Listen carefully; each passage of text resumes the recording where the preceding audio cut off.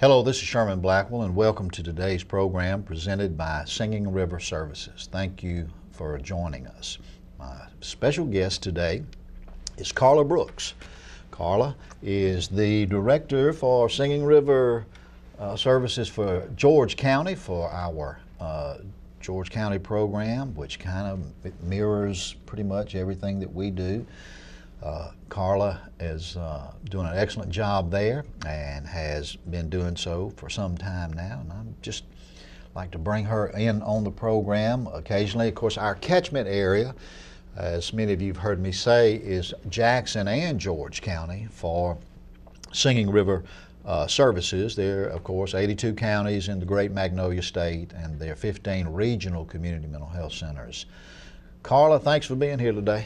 Great to be here. I tell you, it's good to have you. We've got some exciting things that have been going on in George County. Some good things. I know that since Katrina, we talked about this earlier. You've had George County has grown. Yes, sir. It has grown a good bit. How has that impacted our services in George County? Well, the growth in the schools has been the main priority because we're doing day treatment there in the schools, and as they're growing, we need more space, of course. And so thanks to your leadership, we have buildings at each elementary school there in the county now, which allows us to provide quality day treatment programs there at the schools. That is great. That's super. I know for the folks that are at home, and from time to time we explain these programs, but tell us exactly what day treatment is and what group it targets. Well, day treatment targets children that are at risk for emotional disturbance, and that could be from the loss of a parent right on to, full-scale mental illness. But those children, their main job is to go to school. So what we try to do is keep them in school and be able to continue their education and keep them there. And we provide in our programs impulse control, anger management, social skills, things that would help them be able to function. What are the times for this? And I know, like you said, educators want to educate, and so I imagine they're appreciative that oh, yes. your group is in the school. And yes. When does that happen? In several elementary schools, we run a morning and afternoon program during the school day. And then in some of the other areas, we're after school. So it goes from like 8 to 10, 11 to 1, or 12 to 2, depending on school. Each school has a different schedule. Okay. And then in the afternoons, it goes sometimes to 6. Okay. Oh, okay. And I know summertime's coming up, and that's a pretty aggressive time. Exciting time. We provide 7 weeks of day treatment, and we do that at the local Lucedale Elementary School there in town. And so we bring all the kids in for 5 hours a day of day treatment there for 7 weeks through the summer, which is really important. Yeah, you and I were talking earlier today, and you had mentioned something about the importance, because there are a lot of things that are important about that, but especially for a child, individual that's in the program for 8 or 9 months, and then you have that 2 or 3 month gap. It does. Children with special needs require 12 months a year, because so many skills can be lost through the summer, and then you have to start over as school starts, which makes school more difficult. And so if we provide it the full 12-month range, then they do better, and it's better for their treatment. They do better. You have a great staff up there, and we're going to talk about them, but Debbie Brockaway, Linda McGilvery, and I'm real proud of those, like I am all of our staff, but those ladies recently, not too long ago, of course, went back to school, got their master's degree. Right. What do they do? Both ladies completed a 60-hour master's degree, which allows them to be licensed through the state, and so I was very proud of that. Miss Brockaway takes care of all day treatment programs. That's in her responsibility, and then the adult programs, which includes adult case management, adult therapy, and Clubhouse. And her newest responsibility is our program at the nursing home, our elderly psychosocial program that we've opened. Okay, well, yeah, So- since you're there, tell us some about that. We have been working closely with Glen Oaks Nursing Home there in Lucedale. Miss Teresa Crabtree is the director there. And it's a program that's really on our hearts for people that have mental health needs there in Lucedale. So 3 days a week, Monday, Wednesday, and Fridays, we're providing day treatments or psychosocial, elderly psychosocial Yeah. rehab there in the nursing home. And it's really, really a neat program. We're doing reminiscence groups, which helps them with memory skills, plus it validates their lives and the things that they've accomplished, building self-esteem. We also do some arts and crafts type things to keep their dexterity and their hand movement and that sort of thing. They're having a great time there. That's a beautiful thing to do. Some things in our business that you do, you have to do them because you kind of have to do them. But when you get, I guess, like with children and with the elderly, you get a population that you can have some real altruistic kind of feelings for them because, as you know, that Americans are living longer, and people with a mental disability are also living longer. And then the people in nursing homes, many times, I know this from my own experience, my mother, who's now deceased, but I had to put her in the last 9 months of her life. She was in a nursing home, and this is not any particular scientific data, but that first 6 weeks was critical. I mean, it was critical in making the adjustment, and she had physical problems. Her mind was fine as far as that goes, but she wanted to go home and things like that. And so and then finally, just a quick aside for her, and I know the analogy breaks down, but we got to where we would take her home. She'd been there 2 or 3 months and say, "Mom, you want to spend the night?" "No, I want to go back." She's ready to go back, right. Her friends were there. Yes, they make that adjustment.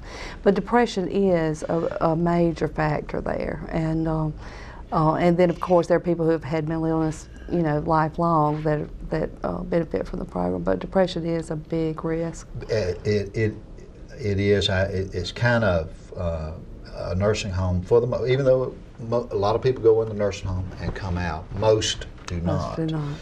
So it's a terminal thing, and whether they articulate that, they know that. And so I guess dealing with the identified patient there, and also I imagine sometimes family members, they would have to be appreciative. I know, like the schools with day treatment, I would think the nurses and the people at the nursing home are certainly welcome. Oh yes, they're thrilled to have us. At this time of the year, some of our elderly gentlemen there who were farmers, it's planting time. It's time to plant corn, and they're being able to tell about that and all, because as the weather gets warmer, they think about what they would have been planting if they were home and that sort of thing. So it's really good. Yeah, that's a great work and a great need. My guest today is Carla Brooks, who is the director of our satellite program in George County, and she's down here going to share some other things that we have going on.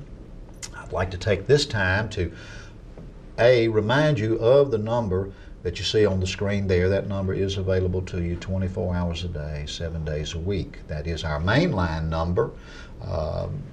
Monday through Friday, 8 to 5, also serves as our crisis line number, 24 hours a day, 7 days a week. So, and that's one of the main priorities why we bring this local program to you, is to make you aware of not only the 33 different programs and the programs like we have in George County, because I think that's important too, because people work down here or live down here and vice versa with George County. So I know there are people at a minimum have relatives up there. And so that's why we bring this program to you, and the number. B, by way of announcements, I'd like to tell you again about our April 13th I think I mentioned it last week on this program, April 13th, Singing River Services has been asked to host the commissioners meeting for the state of Mississippi here locally in Jackson County. And there are 82 counties in the Magnolia State, and each county is supposed to have a mental health commissioner. And what happens is that collectively they come together along with community mental health center directors and other staff people to talk about things that are happening in the state of Mississippi, things concerning laws and regulations that are maybe coming out of the legislature that would affect mental health issues, and talk about treatments and programs. It's a time that we share ideas and talk about those kinds of things. That's going to be April the 13th, but we're very excited, even though, Carla, you know, it seems like we were just at Christmas. Here it is, March. So May will be here pretty quick. May is Mental Health Month, and so we like to take this time to let you know about the things that we've got coming up. Our symposium is going to be May the 14th. It's going to be at the Gaucher Convention Center, going to be from 10 to 2. It's a time where we showcase our programs. We also, with other programs that we work with, we bring them in and we allow them opportunity to display what they do. It's a good opportunity to come by, talk to a mental health professional, and get some information. We'll have a keynote speaker, and also we'll have a light lunch that we will serve on that day, and that's going to be a Thursday, I believe. May 14th is a Thursday, so the spring is always a busy time, and it's really lining up to be a busy time.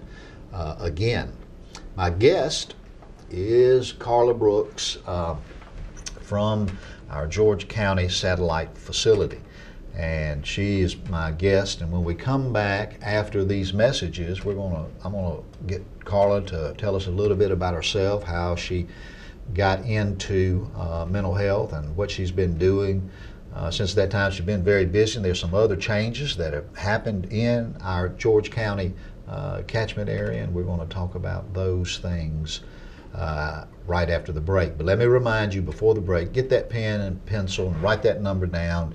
I hope you never have to use that number, but that's a number that's good to have available. We can also, it doesn't have to be a crisis. It can be about information, it be educational material. You may want somebody, we've had different people on this program that come and speak at your church, your school, your civic organization, or at your work. We do employee assistance programs also, and talk about issues that are, because our economy is pressing on us, a lot of changes are happening, and we'd be glad to get you that information. We'll be right back after these messages. Hello, I'm Sherman Blackwell, and welcome back to the second half of this week's program. Thank you for joining us. We appreciate you tuning in. We are just delighted to be here on Channel 7. As we are on other media outlets, we try to use the media to let folks know, Carla, and as you do in George County, about the things that are going on relative to community mental health, and we think that's a very important thing to do. I think 2 other regions across the state do this now also. So my guest is Carla Brooks. Carla is satellite director for, as I mentioned, for our programs in George County. Carla, tell us a little bit about, I'd like to have you on the program from time to time, but tell us a little bit about your history with mental health. I know you started with Sue, the First Lady of Mental Health was here, Sue McClamrock, and tell us a little bit about that. Well, I began my work with people with developmental disabilities that we were talking about earlier. The new term for that is intellectual disabilities, and we worked first with a work activity there in George County, and then we grew that to include a community living program, supported living program, which is called Singing Pines in Lucedale. We now we have offer pre-vocational rehabilitation, which is provided through the waiver program through our state legislature matching monies that come from the federal government, and have that program there. And then in 1984, I became the director there. Then in 1989, that was quick. Came you didn't waste any time getting to the top, did you? Well, 1989, I came down and worked with Singing River Industries for several years. Okay. Yeah, I know that those individuals that we serve in that population are very dear and near to your heart. And you're a person. You'd be a good person to talk about how service delivery has changed, maybe from funding. Because I know you were in the vanguard of changing some things that were not always popular back when you started. Very true. Tell us, our audience, a little bit about how that's changed in the... Well, basically, community services, residential services in the community were group homes of 6 or more people in a home. And in the early 80s, when we had the opportunity, which was grant funding at that time, to start Singing Pines, we looked nationally for what the state of the art was. And by having no services, which happens quite often in the state of Mississippi, we were able to go with the state of the art and do individual apartments where each person has their own home. Now there's a large push nationally for home of your own, individual homes. But at that early stage, we were actually the model program for the state of Mississippi at that time. That is super. With it.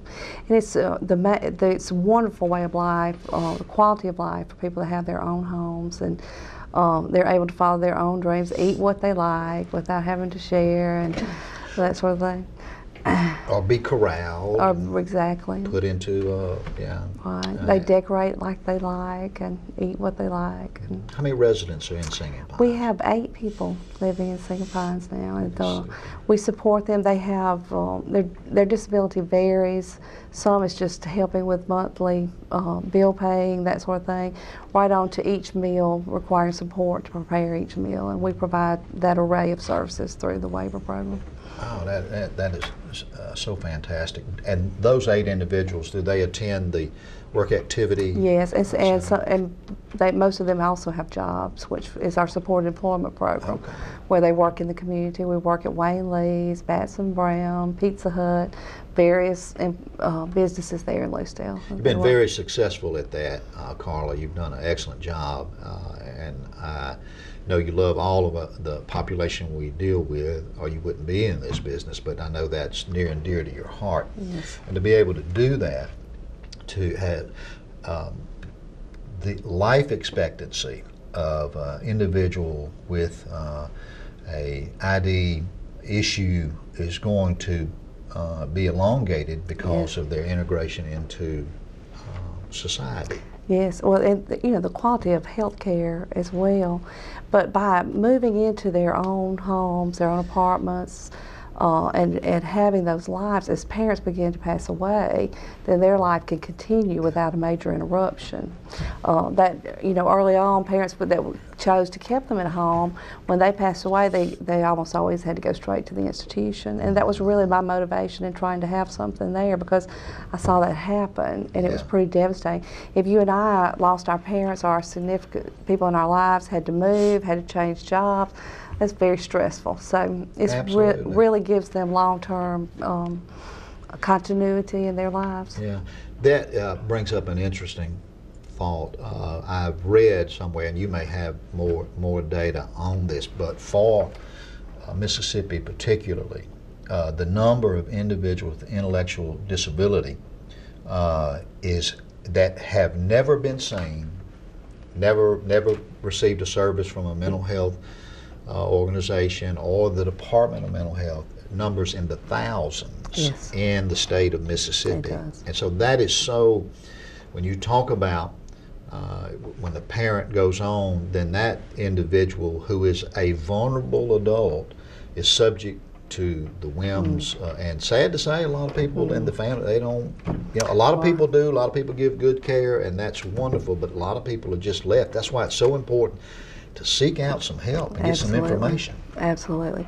And and with the waiver services, it's important that you go ahead and apply. We try to reach everyone in special ed at schools, both in Jackson and George counties. We do make great effort to get get to know those parents, make a contact with them before they finish school, so that they would know about our services, and to apply for that waiver so that services can be provided later on. There are 40,000 plus people with ID in the state of Mississippi.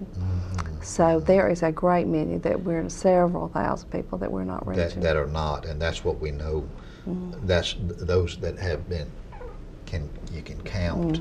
And some siblings will carry on that care, but sometimes they're just not able to or choose not to, and so it's very life disrupting. Yes. Well, Carla, what I'd like for you to do, of course we're going to talk some more, but at this juncture, go ahead and give them the number. Of course, you can get the number we'll give you the number by calling the number that's on the screen there, but go ahead and give them the mainline number there in Lucedale and your address. Our number is 601-947-4274, and we're located at 57 Industrial Park Road in Lucedale, which is the street behind the city park, if you're familiar with that area. These individuals and the difference that you have seen, and I have seen some, but not to the same degree that you have, of an individual that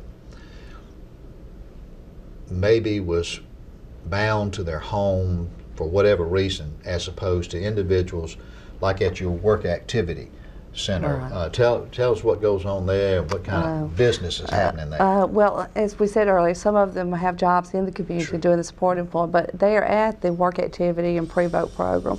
We do dining packets, and if you eat a takeout in George County, you will have a packet from Jorco Industries with the fork, the knife, salt and pepper, and the little packets that go with those carry-out dinners. We also do parking lot bumpers. We pour cement parking lot bumpers, which our latest contract was with Chevron. They've ordered a great number from us, and we're working on that order now. We do woodwork, picnic tables, survey stakes, that sort of thing. We have an array, and our goal in developing these jobs are something that each person could contribute to, could have a job, have a part of that in a factory type setting. Yeah. As on a parity with our Singing River Industries, as you mentioned, that's located in Jackson County. The program in George County is Jorco Industries, and I have been in there on more than one occasion, and it is such a there is a particular lightness, family atmosphere, almost fun. It's fun. Almost fun. They're some of my best friends. Yeah. And every time that I go there, and the things that I've noticed is that they're all are occupied. Nobody, they're just very busy with what they do, and it validates who they are. It does. And some integrity and things along those lines. So that's very, very important. But, dignity has risk. And to have that opportunity to work and to live alone and make those, sometimes that's scary for parents, but the quality of life that it provides is really worth the risk. There's risk in everything we do. There is. Risk in everything that we do, and so you got a great staff there, as all of Singing River, and encouraging them. Got 3 minutes left here. Carla, tell us about your med clinic that you have. Oh yes, we have Julie Trice on Mondays. She's there from 8 to 5 each Monday, and we've added to our staff Dr. James Hassel, who is a psychiatrist who's there on Thursdays from 1 to 5. And we're very excited to have him there. He's making a great contribution. Well, yeah, that is absolutely, and that's reflective of the growth. I mean, it hasn't been that long ago. We're doing just one day. Half a day. One day, on Wednesday. Right. Well, initially we started once a month, and then we were once every 2 weeks. So we're definitely growing. Yeah, absolutely. So that's assign and not only growing, but being able to deliver quality services is an important thing, because a healthier, mentally healthy community, as healthy as you can be. Nobody is going to fix everything. We don't have crystal balls, and we don't work with magic. But work with real people in real time. That makes a difference in every community. It does. It does. Every community. My guest today has been Carla Brooks, who is the satellite director for our George County program, and has doing an excellent job there. And if you would like more information about that program, you may have a friend or a relative that may need some of these services, from adult services to children's to everything in between. We pretty much can get it provided and or get them referred to the or would like some more information about our program in George County. We'll be glad to share that with you. Thank you again for tuning in today. So many of you throughout the community let us know, myself, our staff members, that you do watch the program. And here again, at the risk of being redundant and an oversimplification, is basically to bring you the idea that there's a community mental health center in your community that cares about you. And the number you see on the screen there is available to you 24 hours a day, 7 days a week. As is the program that we have in George County, we have in Jackson County. Carla, it's been a delight to have you on the program today. Thank you so much for having me. Thanks for being here, and you'll have to come down sometime before too long when things are, keep us an update. We'll keep doing this on a regular basis. Great. Okay, good Look deal. forward to it. Good deal. This is Sherman Blackwell. Thank you again for tuning in, and we're going to look forward to seeing you. As a footnote, right now we're scheduled to have Sheriff Byrd and I think Valerie with us next week to talk about some things that the Sheriff's Department has going on concerning children, and we're looking forward to that. So this is Sherman Blackwell. We'll see you again next week.